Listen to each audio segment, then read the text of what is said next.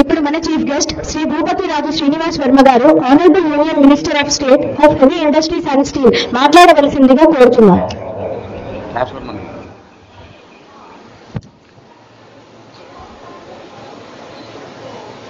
Warangal Amrit Bharat station ప్రారంభోత్సవం సందర్భంగా వేదిక మీద ఆసీనులైనటువంటి పెద్దలు, రాష్ట్ర రెవెన్యూ శాఖ మంత్రులు, జిల్లా ఇన్ఛార్జ్ మంత్రి అయినటువంటి పొంగులేటి సుధాకర్ రెడ్డి గారికి, శ్రీనివాసరెడ్డి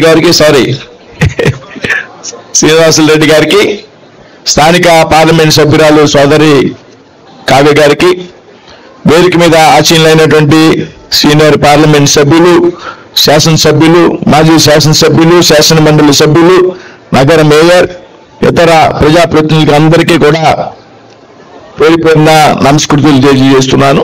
అదేవిధంగా వరంగల్ పుర ప్రజలకు అందరికీ కూడా శుభాకాంక్షలు ఈ సందర్భంగా తెలియజేస్తున్నా.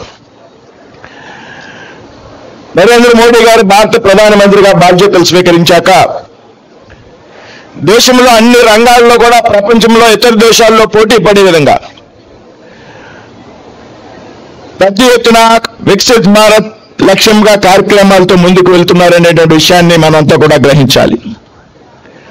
అందులో భాగంగా ఈ దేశంలో రైల్వేలను పెద్ద ఎత్తున అభివృద్ధి పరచాలనేటువంటి ఆలోచన, పెద్ద ఎత్తున డబ్లింగ్ లైన్లు చేపట్టారు, పెద్ద ఎత్తున వందో భారత్ రైలుని వినియోగంలోకి తీసుకొచ్చారు. రాబోయేటువంటి రోజుల్లో బుల్లెట్ ట్రైన్స్ కూడా ఈ దేశంలో ప్రవేశపెట్టడానికి ఒక కార్యాచరణతో ముందుకు వెళ్తున్నటువంటి సందర్భాన్ని మనం అంతా కూడా గ్రహించాలి. అంటే ఇదే సమయంలో ఏదైతే రైల్వే స్టేషన్స్ ఉన్నాయో చాలా సంవత్సరాల పాటు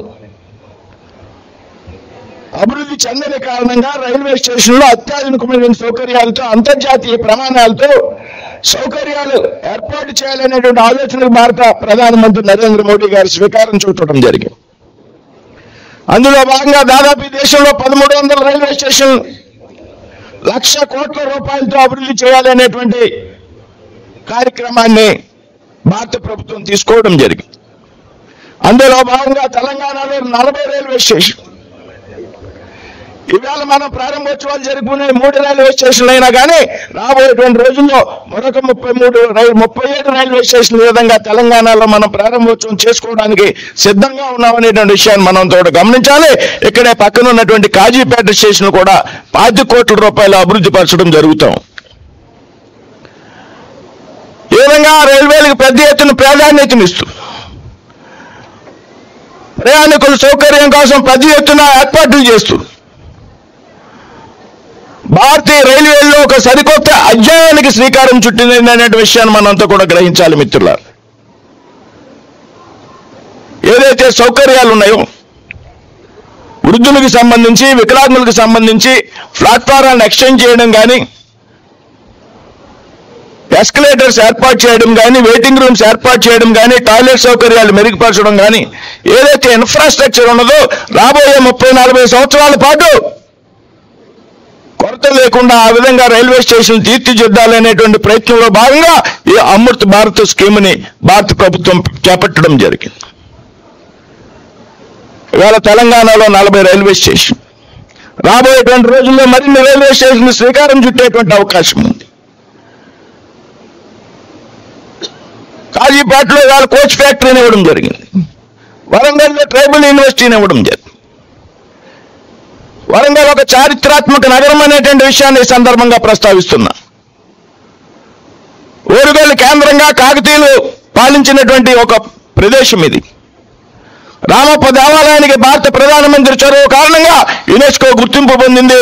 ఇది ప్రాంత ప్రజలందరూ కూడా ప్రతిష్టాత్మకంగా తీసుకోవాల్సినటువంటి అవసరం ఉంది. 1000 స్తంభాల గుడి ప్రపంచ ప్రసిద్ధిగాంచినటువంటి దేవాలయం. ఈ విధంగా రాబోయేటువంటి రోజుల్లో రైల్వేల్లో మరిన్ని అభివృద్ధి కార్యక్రమాలు తీసుకోవడానికి ప్రభుత్వం ప్రయత్నం చేస్తాం. ఇవాళ తెలంగాణకు పెద్ద ఎత్తున దాదాపు 42,000-43,000 కోట్లు రైల్వే పనులు తెలంగాణలో జరుగుతూ ఉన్నాయి.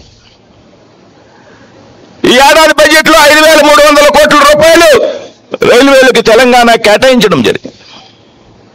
ఇదేదైతే 2014 ముందు తెలంగాణ కేటాయించినటువంటి రైల్వే బడ్జెట్ల కంటే కూడా ఈ 5,000 కేటాయించినటువంటి 5,300 కోట్లు దాదాపు 20 రెట్లు ఎక్కువ అనేటువంటి విషయాన్ని ఈ సందర్భంగా ప్రస్తావిస్తున్నా. అభివృద్ధి కార్యక్రమాన్ని ఎవరు తీసుకున్నా అభినందించాల్సింది, మనంతా కూడా స్వాగతించాల్సిందే అనేటువంటి విషయాన్ని ఈ సందర్భంగా ప్రస్తావిస్తున్నా. ఈ విధంగా పెద్ద ఎత్తున అభివృద్ధి కార్యక్రమాలు చేపడుతున్నటువంటి ప్రభుత్వాన్ని మనంతా కూడా అభినందించాలి. రాజకీయాలకు అతీతంగా, పార్టీలకు అతీతంగా అభివృద్ధి విషయంలో మనంతా కూడా కలిసి పనిచేయాలనేటువంటి విషయాన్ని ఈ సందర్భంగా మనంతా కూడా గ్రహించాల్సినటువంటి అవసరం. సమయం చాలా తక్కువ ఉన్నది, చాలా విషయాలు మాట్లాడాలని ఉంది. ఈ ప్రాంతంతో నాకు చాలా సన్నిహితటువంటి సంబంధాలు ఉన్నటువంటి వాతావరణం. చాలా సంవత్సరాలు ఉమ్మడి రాష్ట్రంలో కలిసి పనిచేశాం పార్టీ కార్యక్రమాల్లో. మీ అందరికీ తెలుసు, నేను భారతీయ జనతా పార్టీలో పనిచేసినటువంటి కార్యకర్తని. ఈ ప్రాంతంలో ఉన్నటువంటి మందార సత్యనారాయణ రెడ్డి గారు మా జిల్లా ఇన్ఛార్జిగా ఉన్నారు చాలా సంవత్సరాలు. అదేవిధంగా దేశంలో 2 పార్లమెంట్ స్థానాలు భారతీయ జనతా పార్టీ గెలిపెందితే అందులో ఒకటి గుజరాత్లో అయితే ఇక్కడ ఉన్నటువంటి హనుమకొండలో జగ్గారెడ్డి గారు అనేటువంటి విషయాన్ని సందర్భంగా గుర్తు తెచ్చుకున్నాం. మా మిత్రులు చాలా మంది ఇక్కడ ధర్మారావు గారు, ప్రేమేందర్ రెడ్డి గారు, రాజేశ్వరరావు గారు, వీరందరూ కూడా ఈ సందర్భంగా గుర్తు చేసుకున్నటువంటి పరిస్థితి. నేను ఇవాళ ఆంధ్రప్రదేశ్ వెళ్లాల్సి ఉంది. ఆంధ్రప్రదేశ్లో సూళ్లూరుపేట రైల్వే స్టేషన్ కూడా ఇవాళ వందే భారత్ అమృత భారత్ స్టేషన్ ప్రారంభోత్సవం ఉంది. అయితే కేంద్ర ప్రభుత్వం నుండి వరంగల్ వెళ్ళాలి అన్నప్పుడు నేను సూళ్లూరుపేట వెళ్ళాలి అనేటువంటి ఆలోచన విరమించుకుని అందరు మిత్రులు కలుస్తారు, ఒక చారిత్రాత్మక నగరం వరంగల్, ఈ ప్రాంతానికి వెళుతున్నాం అనేటువంటి ఆనందంతో ఇక్కడికి రావడం జరిగింది. తెలంగాణ వచ్చినందుకు చాలా సంతోషంగా ఉంది. మమ్మల్ని మీరు బయటకు పంపేశాక నేను కాబట్టి మరొకసారి ఇటువంటి అభివృద్ధి కార్యక్రమాలు మనందరూ కూడా స్వాగతిస్తూ చక్కని ఆర్చితో ఈ ప్రాంతం యొక్క ఏదైతే కళా సాంప్రదాయాలు ఉన్నాయో, ఈ ప్రాంతం యొక్క అలవాట్లు ఉన్నాయో, సంస్కృతి కట్టుబాట్లు ఉన్నాయో వాటిని ప్రతిబింబించే విధంగా ఇవాళ ఈ రైల్వే స్టేషన్ అభివృద్ధి కార్యక్రమాలు తీసుకోవడం జరుగుతుంది. మరి ఈ సందర్భంగా సమయం తక్కువ ఉన్నది కాబట్టి నేను కూడా ముగించాలనేటువంటి భావంతో మరి వేదిక మీద ఉన్నటువంటి అందరినీ కూడా పేరు పేరును అభినందిస్తూ మిత్రులు శ్రీనివాసులు రెడ్డి గారిని కూడా మరి ఇటువంటి అభివృద్ధి కార్యక్రమంలో పాల్గొన్నందుకు అభినందిస్తూ సెలవు తీసుకున్నాను. జై హింద్, జై భారత్.